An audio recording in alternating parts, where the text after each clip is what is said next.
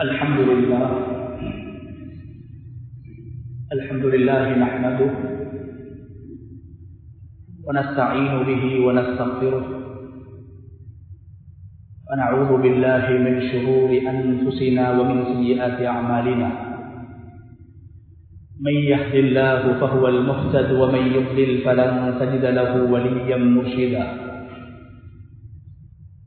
أشهد أن لا إله إلا الله وحده لا شريك له وأشهد أن نبينا محمدا عبده ورسوله وصلوات الله وسلامه على سيدنا ونبينا محمد وعلى آله وأصحابه وأهل بيته ومن تبعهم بإحسان إلى يوم الدين. أما بعد، فأوصيكم عباد الله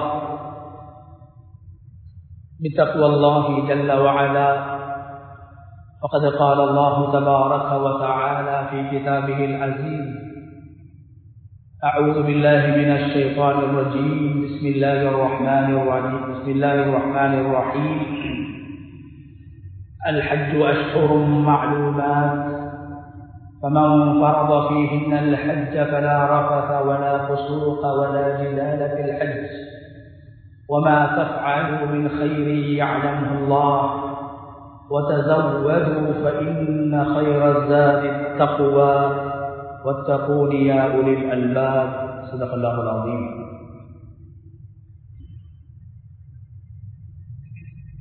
இந்த உலகை படைத்து பரிபாலித்துக் கொண்டிருக்கும் ரப்புல் ஆலமீன் அல்லாஹ்வுக்கே புகழ் அனைத்தும். ஸலாத்தும் ஸலாமும் நமது இறுதி தூதர் ரஹ்மத்துல் லில் ஆலமீன் முஹம்மது முஸ்தபா ஸல்லல்லாஹு அலைஹி வஸல்லம் அவர்கள் மீதிலும், அவர்களை பின்பற்றி வாழ்ந்த சஹாபாக்கள், தாபிஊன்கள், தபஉ தாபிஈன்கள், கியாமத்துடைய நாள் வரைக்கும் இந்த உலகத்தில் அல்லாஹ் ஒருவனை ஏற்று வாழக்கூடிய அனைத்து முஃமின்கள் மீது உண்டாகட்டும்.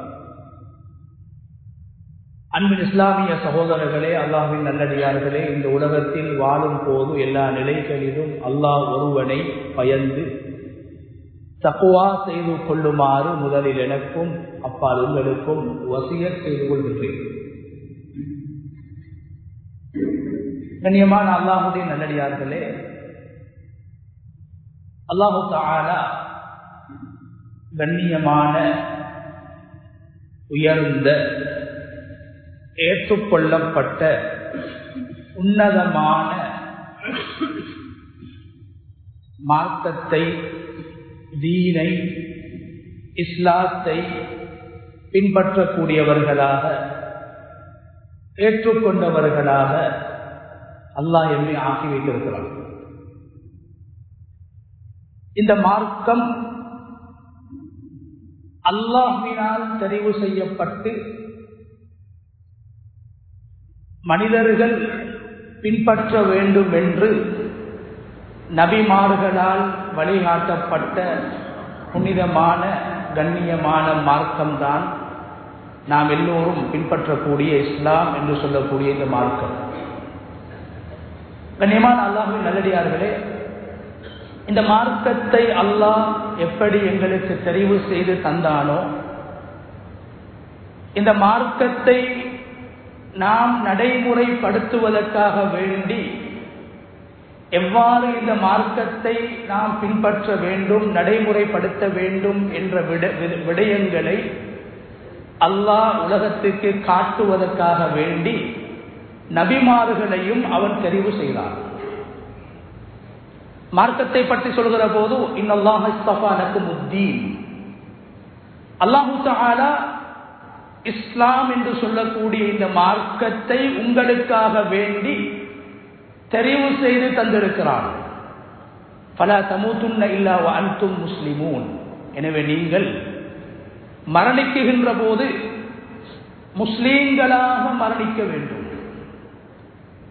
உங்களுடைய மறுமை வாழ்வு உங்களுக்கு வெற்றிகரமாக அமைய வேண்டுமாக இருந்தால் நீங்கள் முஸ்லிம்களாக மரணிக்க வேண்டும் என்று இஸ்லாம் ஏற்றுக்கொள்ளப்பட்ட மார்க்கம், வெற்றியின் மார்க்கம் என்பதை அல்லாஹ் குர்ஆனில் அடையாளப்படுத்தும் போது இஸ்லாத்தை அல்லாஹ் தான் தெரிவு செய்திருக்கிறார் என்று அல்லாஹ் குர்ஆனில் பல இடங்களில் பேசியிருக்கிறார்.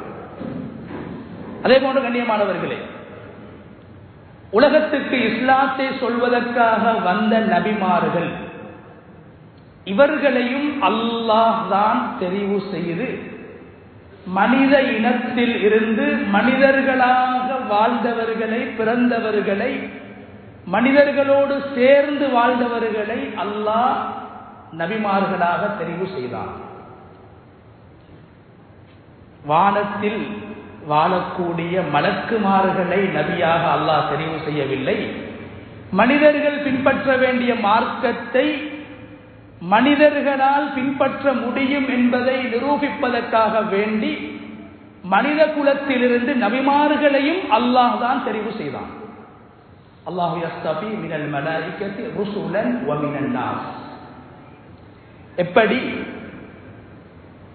அல்லாஹோடு மிக நெருக்கமாக இருக்கக்கூடிய வானவர்களில் இருந்து, மலக்குமார்களில் இருந்து ஜிப்ரீல் அலைஹிஸ்ஸலாம் என்றும், மீகாயில் அலைஹிஸ்ஸலாம் என்றும், இஸ்ராயில் அலைஹிஸ்ஸலாம் என்றும், இஸ்ராஃபீல் அலைஹிஸ்ஸலாம் என்றும் வானவர்களை அல்லாஹ் எவ்வாறு தெரிவு செய்தானோ அதுபோன்று மனிதர்களில் இருந்து இப்ராஹிம் அலைஹிஸ்ஸலாம் என்பவரையும், இஸ்மாயில் அலைஹிஸ்ஸலாம் என்பவரையும், முஹம்மது ரசூலுல்லாஹ் என்பவரையும் அல்லாஹ் தான் தெரிவு செய்தான் என்று அல்லாஹு தஆலா இஸ்லாமும் தெரிவு செய்யப்பட்ட மார்க்கம் என்று சொல்வதை போன்று அந்த இஸ்லாத்தை உலகுக்கு சொல்ல வந்த ரசூல்மார்களையும் நாம் தெரிவு செய்து அனுப்பியிருக்கிறோம் என்று அல்லாஹ் குர்ஆனிலே பேசியிருக்கின்றான்.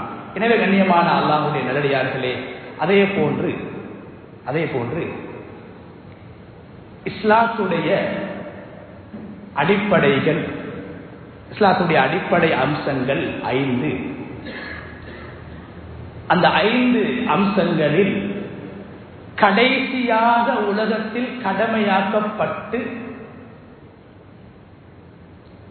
வாழ்க்கையில் ஒரு தடவை உலகத்தில் வாழக்கூடிய முஸ்லிம்களில் மிகவும் குறைவானவர்கள் செய்ய வேண்டிய, செய்யக்கூடிய ஒரு கடமை ஹஜ்.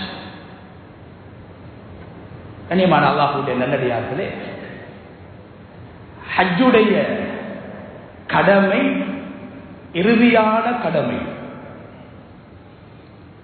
இறுதியாக கடமையாக்கப்பட்ட ஒரு கடமை. அருமை நாயகம் ஸல்லல்லாஹு அலைஹி வஸல்லம் அவர்கள் ரசூலாக தெரிவு செய்யப்படுவதற்கு முன்னால் ஜாஹிலிய காலத்தில்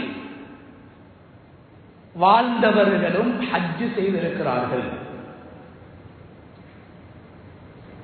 ஜாஹிலிய காலத்தில் வாழ்ந்தவர்களும் இஸ்லாத்துடைய புனிதமான அடையாளங்களை, இஸ்லாத்துடைய புனித ஸ்தலங்களை கண்ணியப்படுத்தியிருக்கிறார்கள், மதித்திருக்கிறார்கள். அந்த அடிப்படையில் தான் நபி ஸல்லல்லாஹு அலைஹி வஸல்லம் அவர்கள் நபியாக தெரிவு செய்யப்படுவதற்கு முன்னால் இருந்து கஅபத்துல்லாவை உள்ளத்தால் நேசித்து கண்ணியப்படுத்தியிருக்கிறார்கள். ஏன்? அந்த ஜாஹிலிய காலத்தில் நபி ஸல்லல்லாஹு அலைஹி வஸல்லம் அவர்கள் ஒரு ஹஜ்ஜும் செய்திருக்கிறார்கள். நபியாக ரசூலாக தெரிவு செய்யப்பட்டு இஸ்லாமிய மார்க்கம் அடையாளப்படுத்தப்பட்டதற்கு பின்னால் 4 உம்ராக்களும் ஒரு ஹஜ்ஜும் நபி அவர்கள் செய்தார்கள். அதுதான் இறுதியான ஹஜ்ஜி, அதுதான் கடைசி ஹஜ்ஜி. ஆனால் நபியாக அனுப்பப்படுவதற்கு முன்னாலும் ஜாஹிலிய காலத்தில் ஹஜ் செய்யப்பட்ட முறையிலே நபி அவர்களும் ஒரு ஹஜ் செய்திருக்கிறார்கள். எனவே கண்ணியமான அல்லாஹ்வுடைய நல்லடியார்களே, ஹஜ் என்பது அது இப்ராஹிம் அலைஹிஸ்ஸலாம் அவர்களுடைய காலத்தில் இருந்து உலகத்தில் நடைமுறைப்படுத்தப்பட்ட ஒரு வணக்கமாக இருந்தாலும் இஸ்லாம் அதை கட்டாயமாக, கடமையாக, இறுதியான ஒரு வணக்கமாக நிறைவேற்றப்பட வேண்டும் என்று அல்லாஹ் கட்டளையிட்டிருக்கிறான். ஏனைய கடமைகளை, நோன்பு, ஜகாத், தொழுகை போன்ற கடமைகளை அல்லாஹ் வலியுறுத்துவதை போன்று, சொல்வதை போன்று ஹஜ்ஜை அல்லாஹ் கடமையாக்கவில்லை. மிகவும் வித்தியாசமான ஒரு அமைப்பில், வித்தியாசமான ஒரு முறையில், மிகவும் அழுத்தமாக ஹஜ்ஜுடைய கடமையை அல்லாஹ் குர்ஆனில் முன்வைத்திருக்கிறார். சாதாரணமான ஒரு வணக்கம் கிடையாது. ஏன்?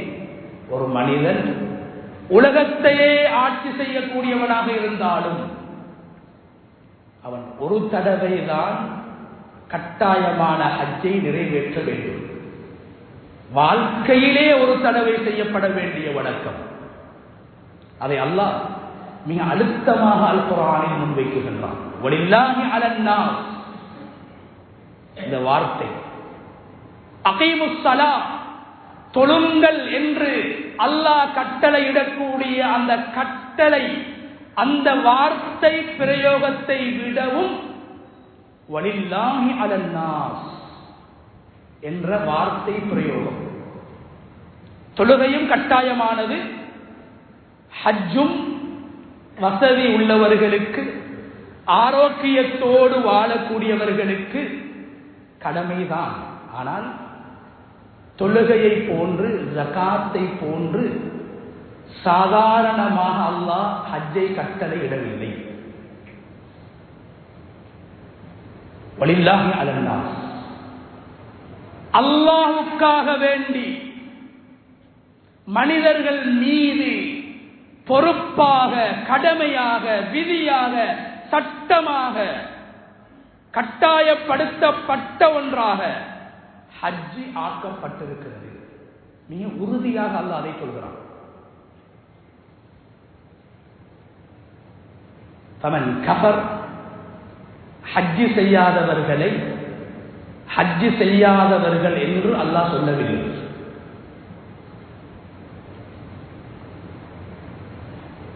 ஹஜ்ஜி செய்ய வசதி இருக்கிறது, ஆரோக்கியம் இருக்கிறது, இரண்டு நிஅமத்துக்களை அனுபவித்துக் கொண்டிருக்கிறார். இரண்டு மிக முக்கியமான நிஅமத்துக்கள். உலகத்தில் எல்லோருக்கும் அந்த இரண்டு நிஅமத்துக்களும் ஒரே சந்தர்ப்பத்தில் கிடைக்க மாட்டார். சில பேருக்கு செல்வம் இருக்கும், உடல் ஆரோக்கியம் இருக்க மாட்டாது. இன்னும் சில பேருக்கு உடல் ஆரோக்கியம் இருக்கும், செல்வம் இருக்க மாட்டாது. இரண்டு நிஅமத்துக்களை ஒரே சந்தர்ப்பத்தில் ஒரு மனிதன் அனுபவித்துக் கொண்டிருக்கிறான். அவனுக்குத்தான் ஹஜ்ஜி கடமை. செல்வமும் இருக்கிறது, அந்த ஹஜ்ஜை நிறைவேற்றுவதற்கான உடம்பில் சக்தி, ஆரோக்கியமும் யாருக்கு இருக்கிறதோ அவருக்குத்தான் ஹஜ்ஜி கடமை. இரண்டு, நாளை மறுமையில் அல்லாஹ்விடத்தில் விசேஷமாக கேள்வி கணக்கு கேட்கப்படக்கூடிய இரண்டு நிஅமத்துக்கள். மிகவும் மனிதர்கள் உலகத்தில் உணராத, பெருமதியை உணராத இரண்டு அருட்கொடைகள், இரண்டு நிஅமத்துக்களை மனிதன் அனுபவித்துக் கொண்டிருக்கிறான். அவனுடைய உடம்பால் அந்த மனிதன் அவனுக்கு வழங்கப்பட்ட செல்வத்தில் ஒரு பகுதியால் நிறைவேற்றுகின்ற வணக்கம் தான் ஹஜ். இருக்கின்ற முழு காசையும் செலவழித்து போக வேண்டும், அல்லது வாழ்க்கையில் ஒவ்வொரு வருடமும் ஜகாத்தை போன்று நிறைவேற்ற வேண்டும் என்ற கடமை அல்ல ஹஜ். அல்லாஹ் என்ன சொல்றான்? ஆரோக்கியம் இருக்குது, காசும் இருக்குது, இவர் ஹஜ் செய்யலையா? அல்லாஹ் குர்ஆன்ல பாவிக்கிற வார்த்தை என்ன தெரியுமா? ஃபமன் கஃபர். அல்லாஹ்வை நிராகரிக்கக்கூடியவர்களையும் அல்லாஹ் காஃபிர் என்று சொல்கிறான். கஃபர் என்ற வார்த்தையை அல்லாஹ் பயன்படுத்துகிறான். யார் அவர்கள்? அல்லாஹ்வை நிராகரித்தவர்கள். ஹஜ் செய்யாதவர்கள் அல்லாஹ்வை நிராகரிக்கவில்லை, அல்லாஹ்வை ஏற்றுக்கொண்டிருக்கிறாங்க, அல்லாஹ் ஒருவன் என்பதை நம்பி இருக்கிறாங்க. ஆனா அவங்களும் வசதி இருந்தும் ஆரோக்கியம் இருந்தும் ஹஜ் செய்யவில்லை என்றால் அல்லாஹ் அவர்களுக்கு சொல்லுகிற பெயர் அவர்களும் காஃபிர்கள். எப்படியான காஃபிர்கள்? உலகத்தை பார்த்து, உலகத்தின் படைப்பினங்களை பார்த்து அல்லாஹ் ஒருவன் இருக்கிறான் என்பதை நம்ப வேண்டிய மனிதன் அல்லாஹ்வை மறுக்கிறான், அவனை நாங்கள் காஃபிர் என்று சொல்கிறோம். ஒன்றுமே இல்லாமல் பிறந்த உனக்கு, பிறந்தவுடன் எழுந்து நின்று நடப்பதற்கு கூட முடியாமல் பிறந்த உனக்கு அறிவையும் செல்வத்தையும் ஆரோக்கியத்தையும் நான் வழங்கினேன். அதன் மூலம் நீ செய்ய வேண்டிய ஒரு கடமை இருக்கு. அல்லாஹ் கொடுத்த ஆரோக்கியத்தை உலகத்தில் அனுபவித்தவனாக வாழ்கிறேன். அல்லாஹ் கொடுத்த சொத்து செல்வங்களை பாக்கியங்களை அனுபவித்துக் கொண்டு வாழ்கிறேன். அதற்காக நான் என்ன செய்ய வேண்டும்?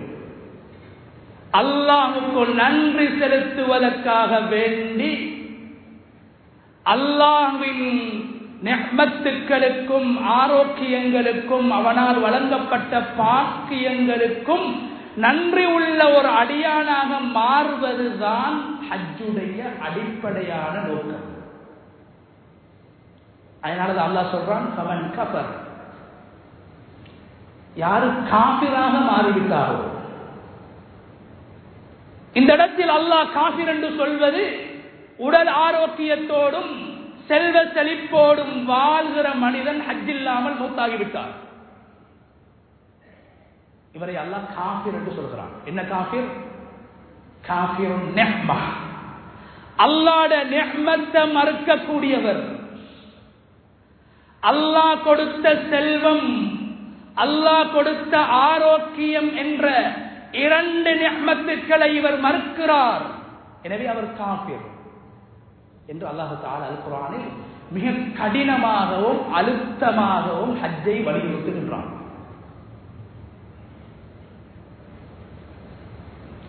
உமர் ரலியல்லாஹு தஆலா அன்ஹு அவர்கள் சொன்னார்கள், அவர்களுடைய ஆட்சி காலத்திலே யாரெல்லாம் என்னுடைய ஆட்சி காலத்தில் செல்வத்தையும் ஆரோக்கியத்தையும் அனுபவித்தவர்களாக ஹஜ் செய்யாமல் வாழ்ந்து கொண்டிருக்கிறார்களோ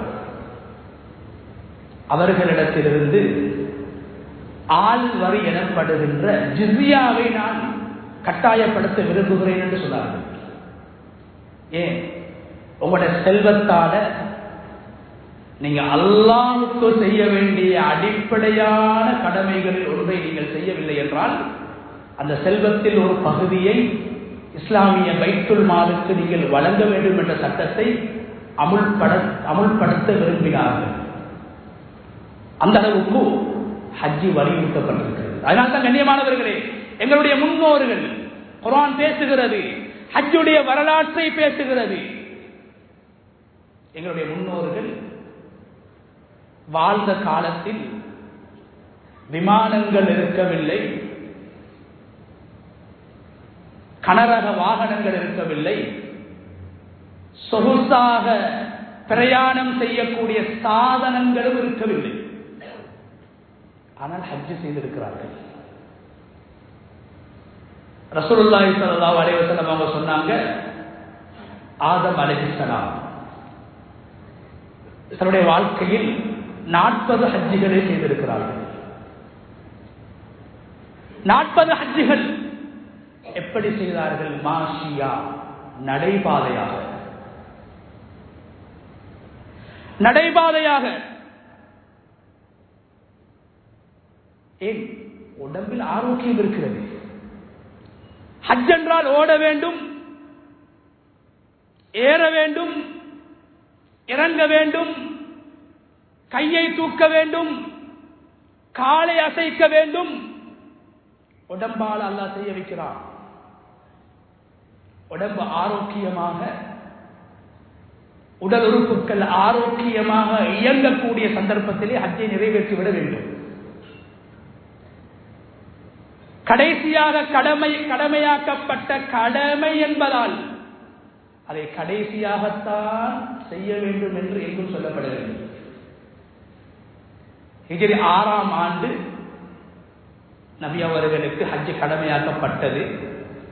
நபி ஸல்லல்லாஹு அலைஹி வஸல்லம் அவர்கள் ஹிஜ்ரி 10 தான் ஹஜ்ஜை நிறைவேற்றினார்கள். ஆனால் ஏன் தாமதித்தார்கள்?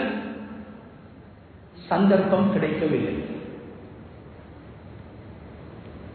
ஹஜ் செல்வதற்காக அவர்கள் மக்காவுக்கு சென்று விட்டால் கைது செய்யப்படலாம், பாதுகாப்பு இருக்கவில்லை.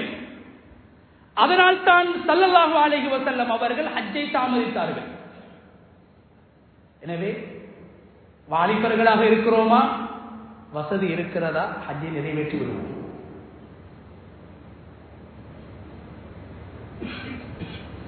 சொன்னாங்க ஸல்லல்லாஹு அலைஹி வஸல்லம், தஅஜ்ஜலு பில் ஹஜ். உங்களுக்கு உடல் ஆரோக்கியமும் வசதி வாய்ப்பும், இரண்டு நிஅமத்துக்கள், அது ரெண்டும் இருக்கும் போது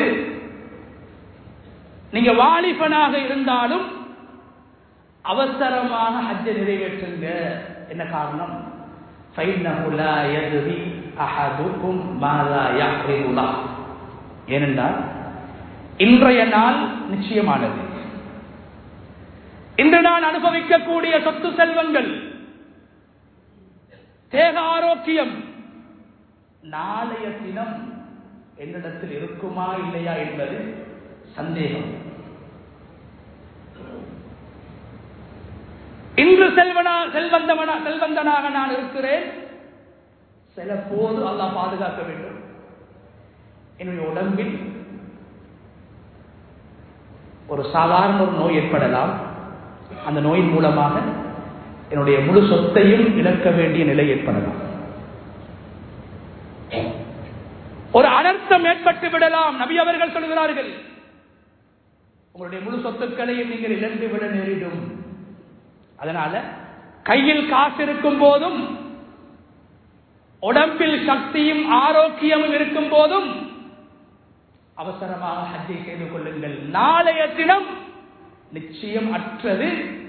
நாளைய தினம் என்ன நடக்கும் என்று யாராலும் சொல்ல முடியாது என்று அருமை நாயகம் ஸல்லல்லாஹு அலைஹி வஸல்லம் அவர்களை சஹாபாக்களுக்கு ஸல்லல்லாஹு அலைஹி வஸல்லம் அவர்கள் அவசரமாக வாலிபர்களாக ஆரோக்கியமாக நீங்கள் வாழ்கிற போது அந்த ஹஜ்ஜை நிறைவேற்றி விடுங்கள் என்று சொன்னார்கள். எனவே கண்ணியமானவர்களே, என்னுடைய முன்னோருடைய ஹஜ்ஜை குர்ஆன் பேசுகிறது.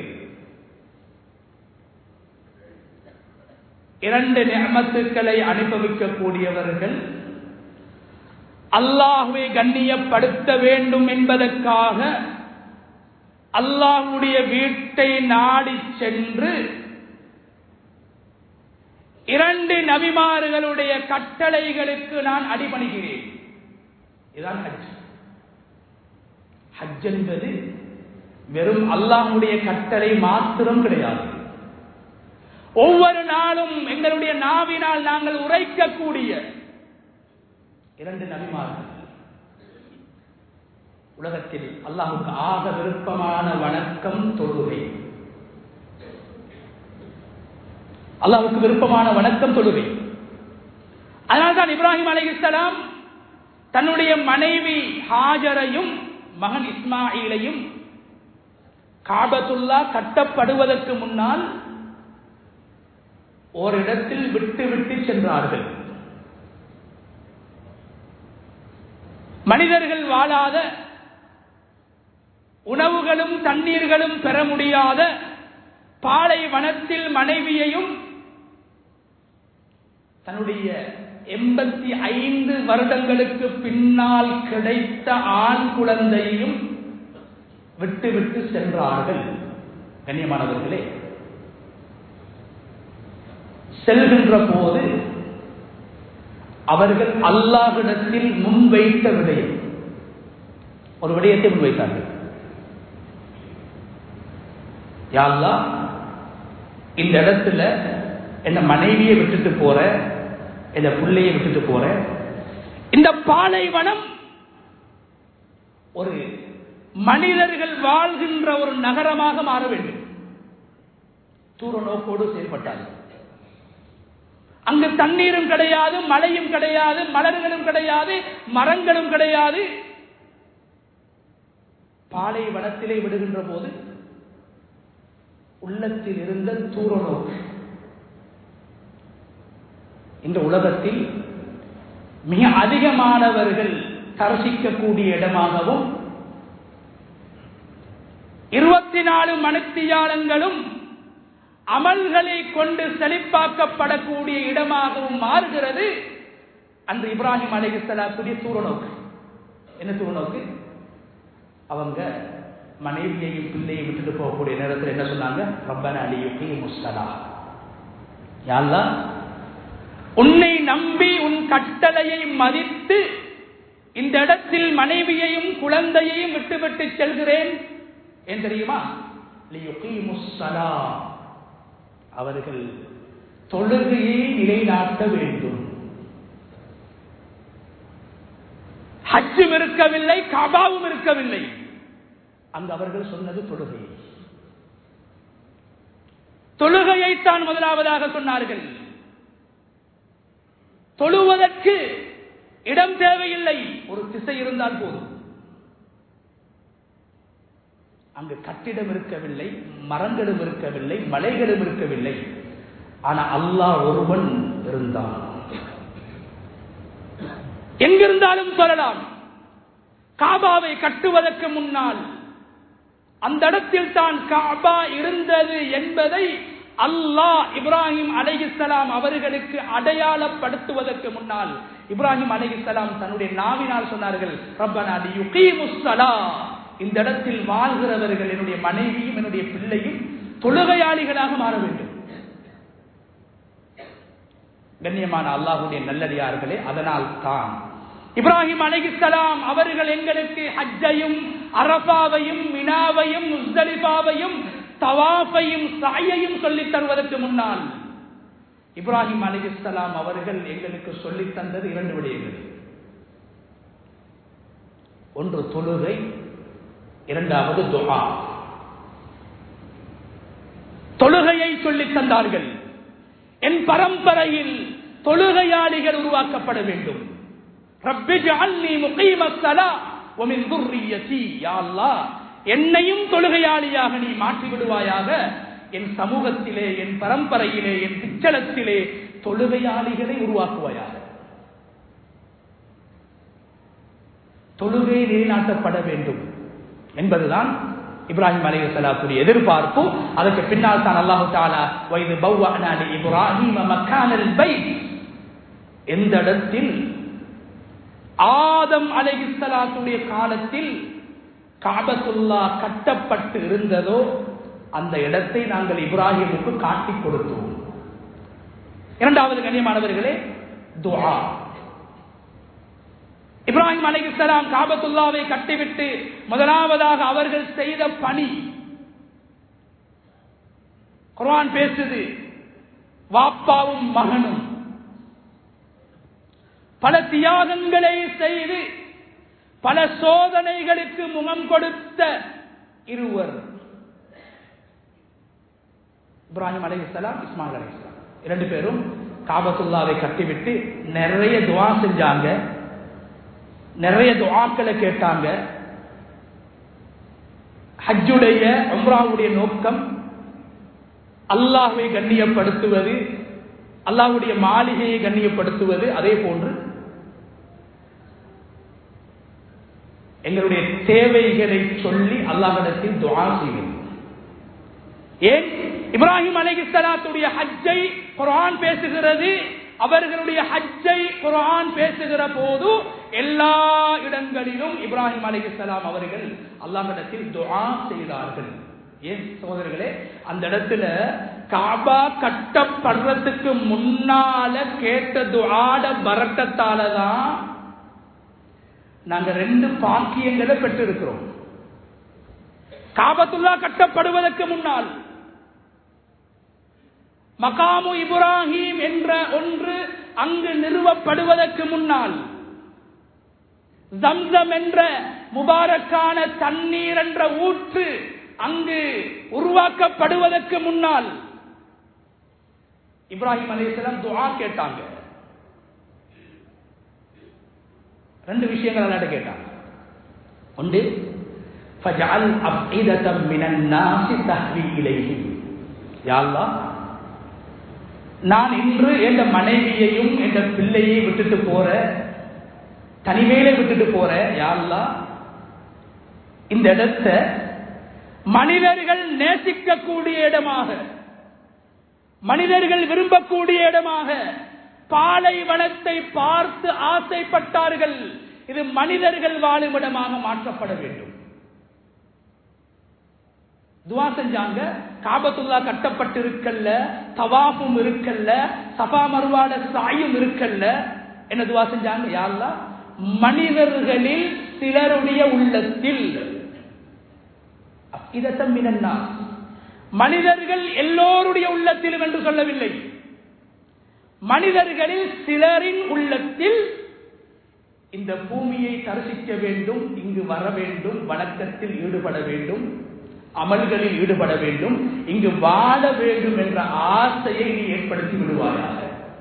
கண்ணியமானவர்களே, என்ற உள்ளத்துல ஹஜ்ஜி செய்யணும் என்ற ஆசையை அல்லாஹ் ஏற்படுத்தி நான் ஹஜ்ஜி செஞ்சிருக்கிறேனா? இது இப்ராஹிம் அலைஹிஸ்ஸலாம் காபத்துல்லாவை கற்றத்துக்கு முன்னால கேட்ட துஆட பரக்கத். எங்களுடைய கெட்டித்தனமோ எங்களுடைய முயற்சிகளோ கிடையாது. அல்லாஹ்வுடைய ஒரு நாட்டம், அல்லாஹ்வுடைய அனுகூலம் எங்களுக்கு தேவை. அது இப்ராஹிம் அலைஹிஸ்ஸலாத்துடைய துஆவின் பரக்கத்தால் ஒவ்வொரு ஹாஜிமார்களுக்கும் கிடைக்கிறது. கண்ணியமானவர்களே, எனவே பணம் இருக்கிறது, ஆரோக்கியம் இருக்கிறது என்பதால் எல்லோராலும் ஹஜ்ஜி செய்ய முடியாது. ஹஜ்ஜி செய்ய வேண்டும் என்ற உணர்வும் ஆசையும் அல்லாஹ்வினால் மனிதர்களுடைய உள்ளத்தில் ஏற்படுத்தப்பட வேண்டும். அதுதான் இப்ராஹிம் அலைஹிஸ்ஸலாத்துடைய துஆ. இரண்டாவது, ரப்பனா வபஅத் ஃபீஹிம் ரசூலா. யா அல்லாஹ், என்னுடைய பரம்பரையில் வாழக்கூடிய, உருவாகக்கூடிய என்னுடைய பிச்சலத்தாருக்கு, மனித குலத்துக்கு வழிகாட்டுகின்ற ஒரு நபியை, ஒரு ரசூலை நீ உருவாக்க வேண்டும், அனுப்ப வேண்டும். நாம் எல்லோரும் எங்களுடைய உயிரை விட நேசிக்கின்ற முஹம்மது ரசூலுல்லாஹ் இந்த உம்மத்துக்கு நபியாக, ரசூலாக அனுப்பப்பட்டது இப்ராஹிம் அலைஹிஸ்ஸலாம் காபாவை கட்டுவதற்கு முன்னால் அந்த இடத்தில் கேட்ட துஆ.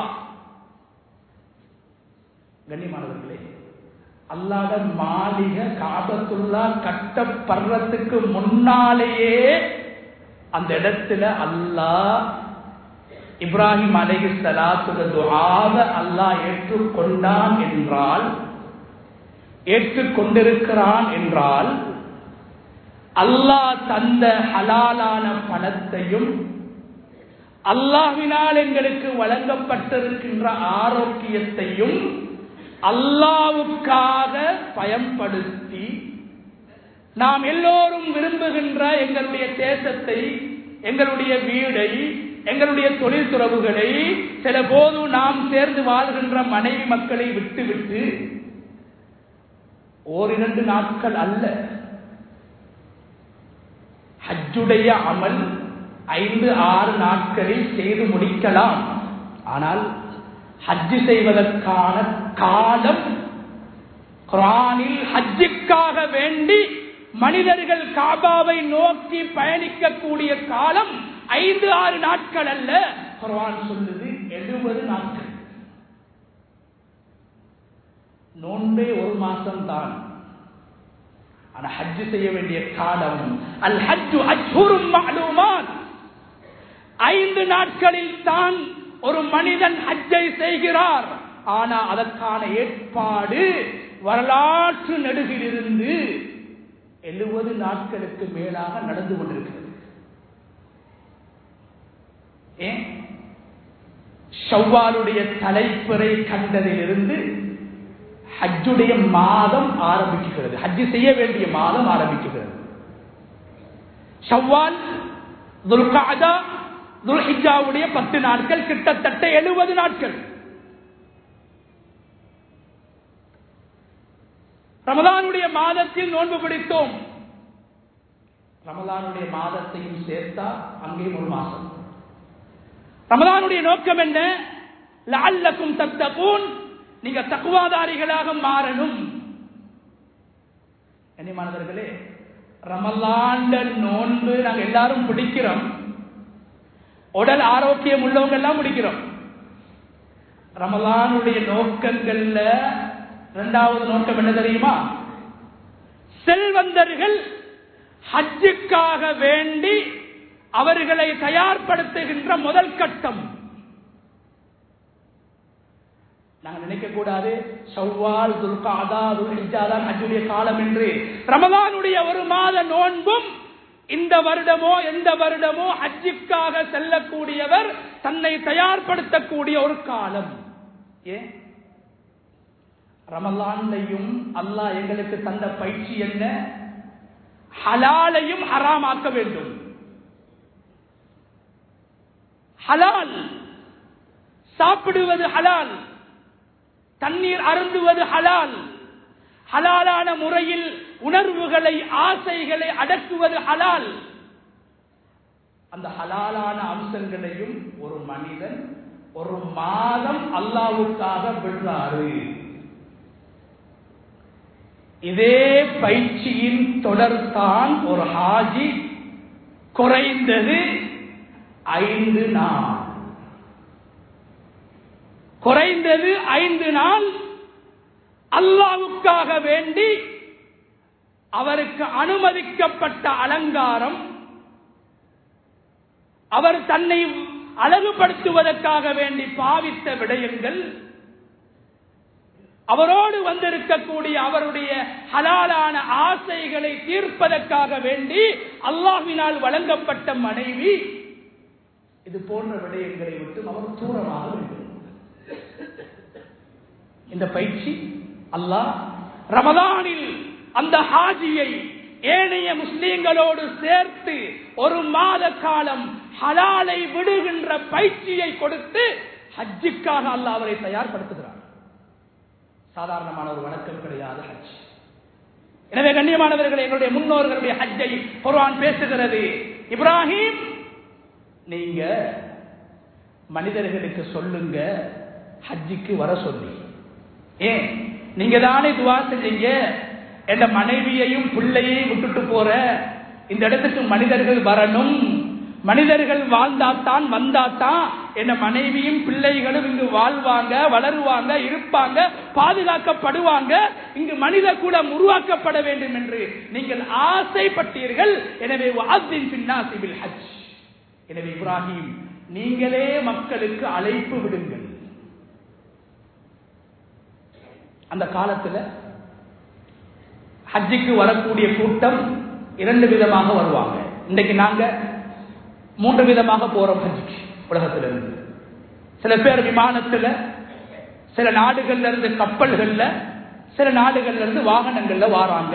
ஆனா அல்லாஹ் ஆரம்பத்தில் ஹஜ்ஜுடைய கடமையை இப்ராஹிம் அலைஹிஸ்ஸலாம் அவர்களுக்கு சொல்லிக் கொடுத்த நேரத்தில் இப்படித்தான் ஹஜ்ஜு செய்ய வேண்டும், இங்குதான் போக வேண்டும், இப்படித்தான் தவாப் செய்ய வேண்டும், இப்படித்தான் தொங்கோட்டம் ஓட வேண்டும், இப்படித்தான் முஸ்தலிஃபாவில் தரிக்க வேண்டும், இப்படித்தான் அரஃபாவில் தரிக்க வேண்டும் என்று ஹஜ்ஜுடைய முழு விடயங்களையும் அல்லாஹ் குர்ஆனில் இப்ராஹிம் அலைஹிஸ்ஸலாத்துக்கு அல்லாஹ் சொல்லிக் கொடுத்திருக்கிறான்.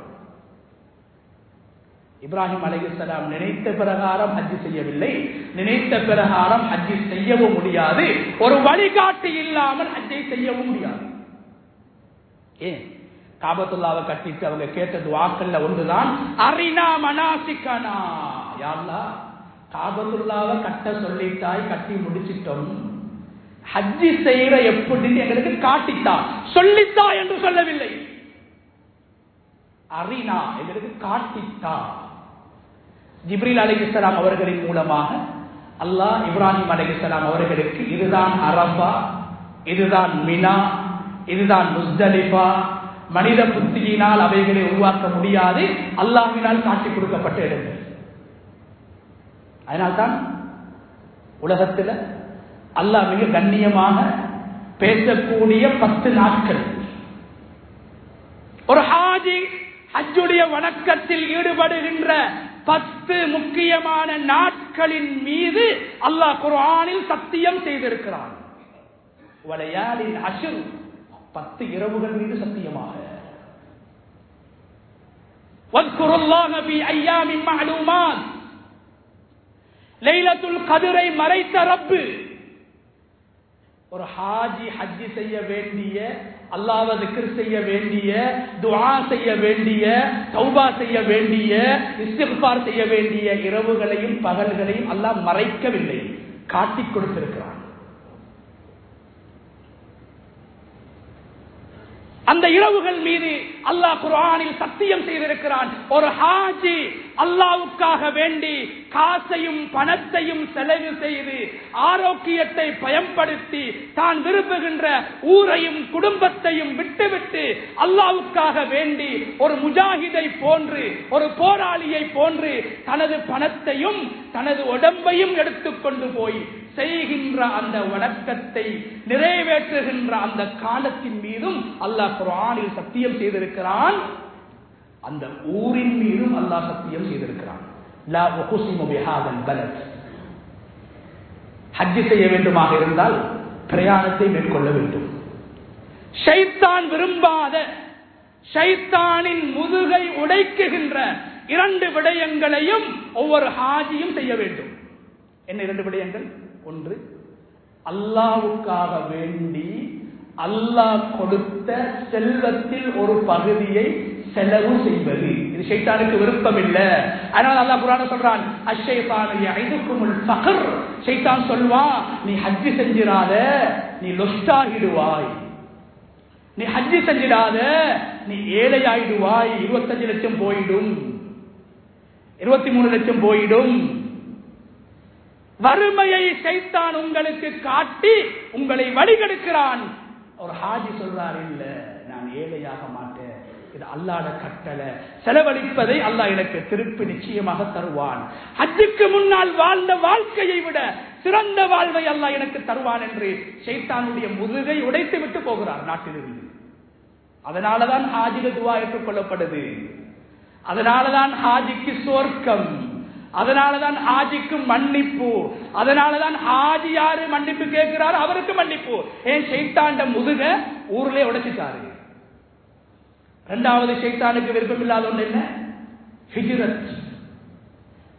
தான் விரும்புகின்ற பூமி, தான் விரும்புகின்ற குடும்பம், தான் பிறந்த இடத்தை விட்டு பிரிவது மிகவும் வேதனையானது, மிகவும் கஷ்டமானது. அதனால்தான் உலகத்துக்கு அனுப்பப்பட்ட எல்லா ரசூல்மார்களும் எல்லா நபிமார்களும் பிறந்த இடத்தில் வாழவில்லை, அங்கிருந்து அவர்கள் சென்றார்கள், ஹிஜ்ரத் செய்திருக்கிறார்கள்.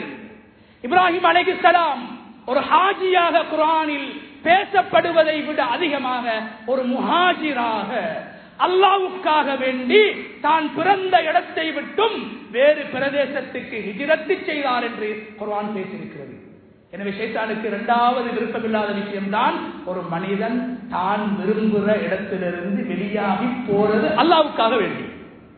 2ஐயும் ஒரு ஹாஜி செஞ்சுட்டு போறாரு. அல்லாஹ் எப்படி கண்ணியப்படுத்துறான், சுப்ஹானல்லாஹ். சொன்னாங்க ஸல்லல்லாஹு அலைஹி வஸல்லம், ஒரு ஹாஜி அவர் வீட்டிலிருந்து அவர் பிரயாணத்தை ஆரம்பிக்கிறாரு. அவர் வாகனத்துல ஏர்போர்ட்டுக்கு போவாரு, அங்கிருந்து விமானத்துல போவாரு. நபி அவங்க அழகான உதாரணத்தை சொன்னாங்க. ஒரு சஹாபியை பார்த்து சொன்னாங்க, யா ரசூலல்லாஹ். அவர் கேட்டாரு, யா ரசூலல்லாஹ், நான் ஹஜ்ஜுக்காக வந்திருக்கிறேன், எனக்கு என்ன கிடைக்கும்? மனைவி கேட்டாங்க ஆயிஷா, யா ரசூலல்லாஹ், ஹஜ்ஜுக்காக உம்ராவுக்காக வாரேன், என்ன கிடைக்கும்? நபி அவங்க சொன்னாங்க, ஆயிஷா, நீ இந்த ஹஜ்ஜுக்காக உம்ராவுக்காக எவ்வளோ செலவழிச்சிருக்கிறாயோ உன் செலவுக்கு ஏத்த கூலி கிடைக்கும். 2வது சொன்னாங்க, உன் உடம்பால எவ்வளோ கஷ்டப்படுறாயோ கூட நடந்தமா ஹஜ்ஜில நடக்கணும். ஹஜ்ஜிண்டா என்ன? 2 விஷயங்கள், ஹரகாத்துல் வசகனாத். சில இடத்துல அசையணும், சில இடத்துல அமைதியா இருக்கிறது. இதான் ஹஜ். இதான் ஹஜ்ஜி. ஹரகாத்துன் வசகனாத். 5 நாட்கள்ல சில இடங்கள்ல அசையணும், ஓடணும், ஏறணும், இறங்கணும். சில இடத்துல அமைதியாக இருக்கணும். இதான் ஹஜ். தொழுகையிட ஆரம்பம் தக்பீர், கடைசி சலாம் மாறி. ஹஜ்ஜண்டா என்ன? அசைவுகளும் அமைதிகளும். சொன்னாங்க ரசூலுல்லாஹ், ஆயிஷா நீ ஹஜ்ஜில எனக்கு எந்த அளவுக்கு டயர்ட் வருமோ, எந்த அளவுக்கு வருத்தம் வருமோ, எந்த அளவுக்கு உடம்புல நோவுகள் ஏற்படுமோ அந்த அளவுக்கு உனக்கு நன்மை. வீட்டில இருந்து ஹாஜி வெளியாகிறாரு சொன்னாங்க ஸல்லல்லாஹு அலைஹி வஸல்லம், அவர் ஒட்டகத்துல போகலாம், கழுதையில போகலாம், எதில் போனாலும் நடந்து கூட போகலாம். ஏன் எங்களுடைய முன்னோர்கள் நடந்து ஹஜ்ஜி செய்திருக்கிறார்கள். குர்ஆன் சொல்லுது, இப்ராஹிம் மக்களுக்கு சொல்லுங்க ஹஜ்ஜிக்கு வர சொல்லி. அல்லாஹ் முதலாவது சொல்ற கூட்டம் யார் தெரியுமா? யஅதூக ரிஜாலா. அவங்க நடந்து வருவாங்க. மக்கால இருந்து மட்டுமில்ல, விமானங்கள் இல்லாத காலத்தில் பல மேதைகள், அவுலியாக்கள், நபிமார்கள் கூட நடந்து போய் ஹஜ்ஜி செய்திருக்கிறார்கள். அதனால் தான் அல்லாஹ் ஹஜ்ஜுடைய காலத்தை குர்ஆன்ல 70 நாட்கள் என்று சொல்றான். இன்னைக்கு 6 மணித்தியாலத்துல போய் சேர்ந்துடுறோம், 7 மணித்தியாலத்துல போய் சேர்ந்துடுறோம். அல்லாஹ்ட அருள். ஆனா ஒரு காலம் 2 மாசம், 3 மாசம், 4 மாசம், 6 மாசம் நடந்திருக்கிறாங்க. சில பேர் ஹஜ்ஜுக்காக வருவார்கள், வார வழியிலே நடந்து நடந்து நடந்து வழி தாங்க முடியாமல் மரணித்து விடுவார்கள். சில பேர் நடந்து ஒட்டகத்துல வருவாங்க. 2 மாசம் 3 மாசம் மேடு பள்ளம், சூடு மழை உஷ்ணம், அவங்களோட ஒட்டகம் களைப்பாகி ஒட்டகம் இறந்துவிடும். கையில கொண்டு வந்த காசி முடிஞ்சிடும். என்ன செய்வாங்களாம்? எந்த ஊர்ல ஒட்டகம் செத்திச்சோ, ஒட்டகம் வாங்குறதுக்கு காசு இல்லையோ, அந்த ஊர்ல கூலி தொழில் செய்வார்கள். முன்னோர்களுடைய ஹஜ். வீட்டில இருந்து ஒட்டகத்துல வாராரு, ஆயிரக்கணக்கான மைல்களை கடக்கும் போது அந்த ஒட்டகம் மெலிந்து விடும். குர்ஆன் சொல்லுது, வாலா குல்லி தாமிர். சில பேர் நடந்து வருவாங்க, வார வழியிலே மௌத்தா போயிடுவாங்க. சில பேர் ஒட்டகத்துல வருவாங்க. அல்லாஹ்வே சொல்றான், வாலா குல்லி லாமிர். அவங்க வார ஒட்டகம் மெலிந்து விடும். ஏன்? நீண்ட பிரயாணம், நீண்ட பிரயாணம். மெலிந்த ஒட்டகங்களில் வருவார்கள். ஊரிலிருந்து வருகின்ற போது மெலிந்த ஒட்டகம் கிடையாது, ஊரிலிருந்து வரும்போது கொடுத்த ஒட்டகம். ஆனா மக்காக்கு வந்து சேரும் போது அந்த ஒட்டகம் மெலிந்து விடும். சில போது ஒட்டகம் இடையில் செத்துவிடும். மீண்டும் ஒரு ஒட்டகத்தை வாங்குவார்கள், கழுதையை வாங்குவார்கள், குதிரையை வாங்குவார்கள், அதில் பிரயாணம் செய்வார்கள். அதுவும் செத்துவிடும், மரணித்துவிடும். கையில் காசு கிடையாது, உண்பதற்கும் காசு கிடையாது, பிரயாணத்தை மேற்கொள்வதற்கும் காசு கிடையாது, திரும்பி செல்வதற்கும் மனம் கிடையாது. என்ன செய்வார்கள்? அந்த ஊரிலே பெரும் பெரும் உலமாக்கள், பெரும் பெரும் அல்லாஹ்வுடைய இறைநேசர்கள், சாலிஹீன்கள் சாதாரண கூலி தொழில்களில் ஈடுபடுவார்கள். மாதக்கணக்காக ஈடுபட்டதுக்கு பின்னால் கொஞ்சம் கையில காசை சேர்ப்பாங்க, ஒரு ஒட்டகத்தையோ கழுதையோ வாங்குவாங்க, மீண்டும் பிரயாணத்தை ஆரம்பிப்பாங்க. குர்ஆன் அவங்களை பத்தி பேசுது. கண்ணியமானவர்களே, இந்த ஹாஜி பிரயாணம் செய்யும் போது அவருடைய தொலைவின் அளவுக்கு அவர் நடந்து போனா, அவர் போறாரு பிளைட்ல தான். நபி சொன்னாங்க, நடந்து போனா அவர் எத்தனை எட்டுக்களை வைப்பாரோ ஒவ்வொரு எட்டுக்களுக்கும் அவருடைய ஒரு பாவம் மன்னிக்கப்பட்டு ஒரு நன்மை கிடைக்கும். சுப்ஹானல்லாஹ். எத்தனை ஆயிரம் மைல்கள் ஒவ்வொரு ஹாஜிகளும் பிரயாணம் செய்கிறார்கள். அந்த அளவு பாவங்களும் மன்னிக்கப்பட்டு நன்மைகளும் கிடைக்கிறது.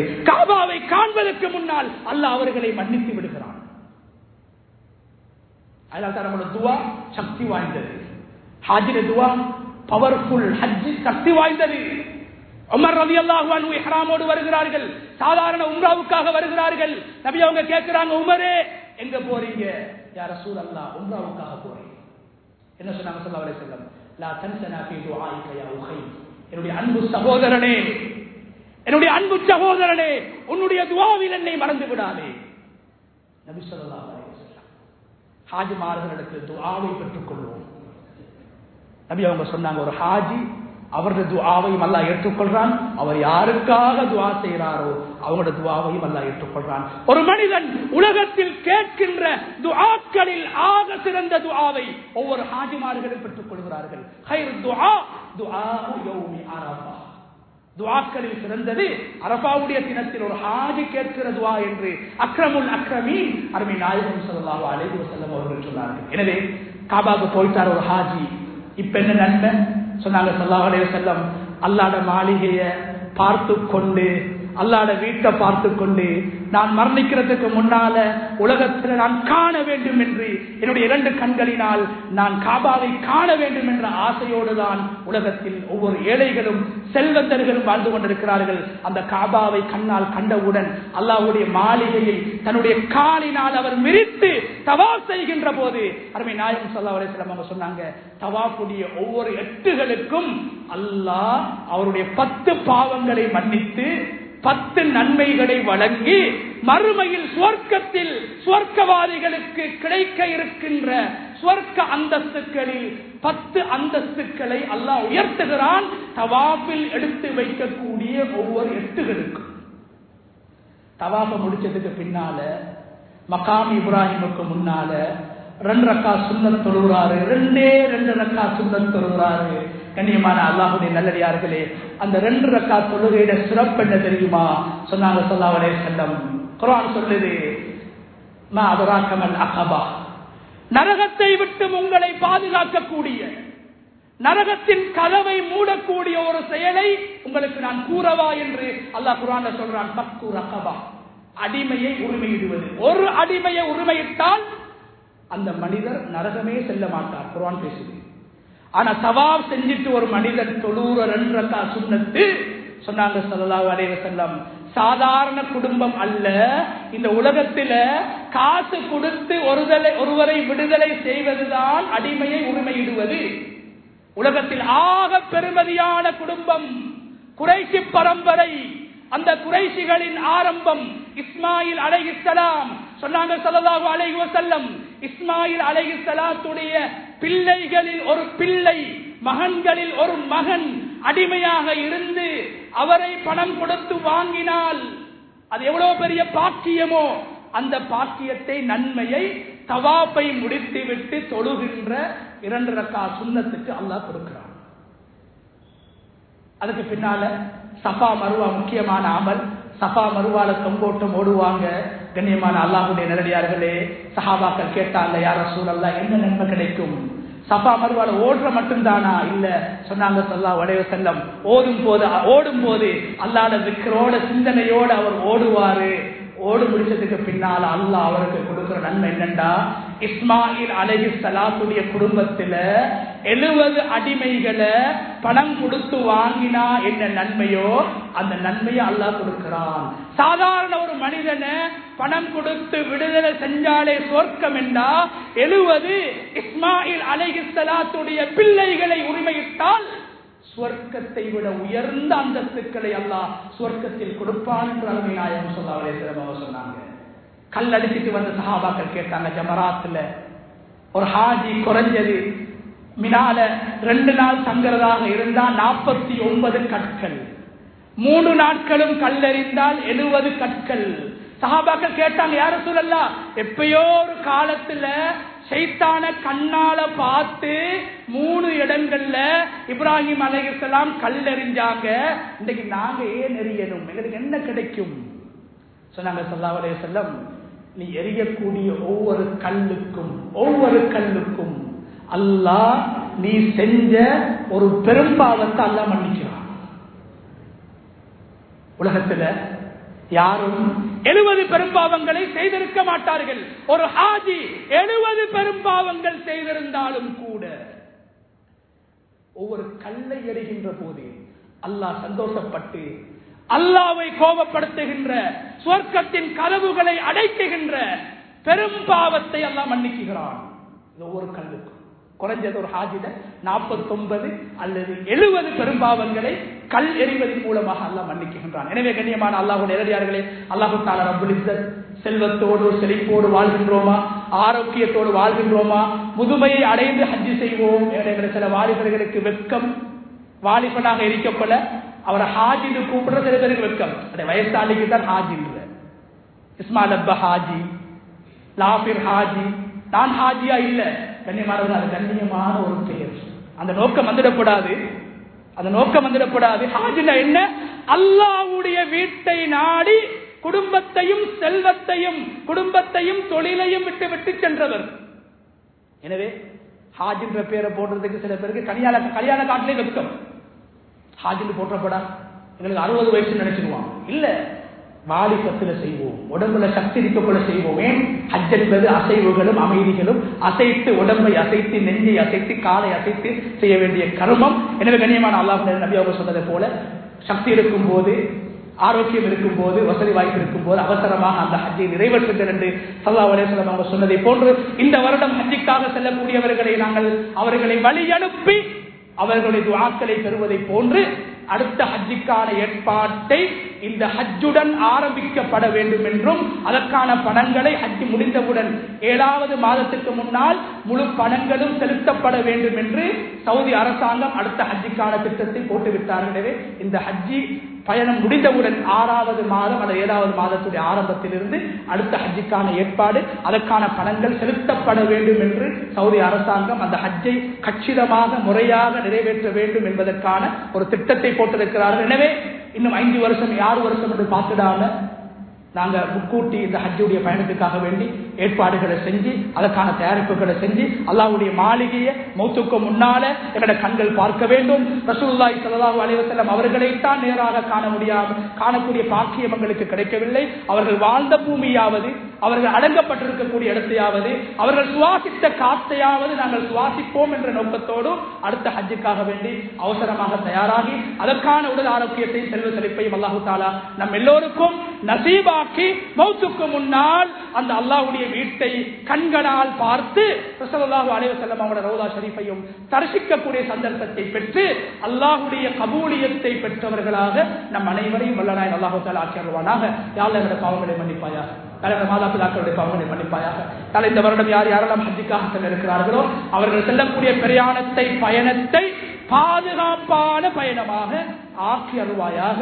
உலகத்தில் ஏற்பட்டிருக்கக்கூடிய இந்த யுத்த நிலையை இல்லாமலாக்கி சமாதானத்தை மறுமலர்ச்சியை உலகத்தில் ஏற்படுத்தி இந்த ஹஜ்ஜுடைய கடமையை பாதுகாப்பாக ஆரோக்கியமாக நிறைவேற்றுவதற்கான சந்தர்ப்பத்தை உலகத்திலிருந்து ஹஜ் செய்யக்கூடிய அனைத்து ஹாஜிகளுக்கும் நீ நசீபாக்குவாயாக. யார் யாரெல்லாம் ஹஜ் செய்ய வேண்டும் என்ற ஆசையோடு உன்னிடத்திலே கண்ணீர் வடித்து அழுது புலம்பி துஆ செய்து கொண்டிருக்கிறார்களோ அவர்கள் எல்லோருக்கும் யா அல்லாஹ் மௌத்துக்கு முன்னால் ஆரோக்கியமாக பாதுகாப்பாக ஹஜ்ஜை குறைந்தது அல்லது உம்ராவையாவது நிறைவேற்று மரணிக்கக்கூடிய சந்தர்ப்பத்தை நீ நசீபாக்குவாயாக. வ ஆகிரு தஅவானா அல்ஹம்துலில்லாஹி ரப்பில் ஆலமீன்.